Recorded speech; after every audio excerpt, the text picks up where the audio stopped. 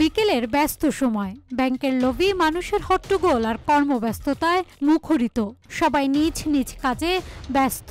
ঠিক সেই সময় এক যুবক ব্যাংকে ঢুকে লুকিয়ে পড়ে। রাত নামতেই শুরু হয় সেই অচেনা যুবকের তৎপরতা। নাইট গার্ড রাতের খাবারের জন্য নিচে নামার পর লক্ষ্য করেন ব্যাংকের ভিতর আলো জ্বলছে এবং অচেনা শব্দ শোনা যাচ্ছে। সন্দেহজনক পরিস্থিতিতে সঙ্গে সঙ্গে তিনি ব্যাংক ম্যানেজার ও স্থানীয়দের খবর দেন।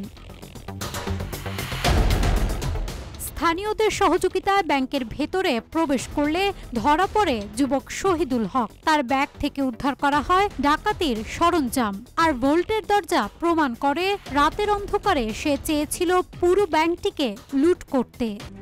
RICL TMX, যুগের পর যুগ স্থাপনা থাকে মজবুত। ভজনপুর ইউনিয়নের ইউপি সদস্য জানান, বিকেলে যুবকটি ব্যাংকে ঢুকে লুকিয়েছিল এবং রাতের অন্ধকারে সবাই বের হওয়ার সময় সে ডাকাতির ছক কষে। তবে স্থানীয়দের তৎপরতায় চেষ্টাটি ব্যর্থ হয়। পঞ্চগড়ের তেঁতুলিয়ার ভজনপুর বাজারে বুধবার রাতে রাজশাহী কৃষি উন্নয়ন ব্যাংকে ডাকাতির চেষ্টা করার সময় সেই যুবককে স্থানীয়রা আটক করে পুলিশে সোপর্দ করেছে। নাজহাতুল তোয়া, রূপালী বাংলাদেশ।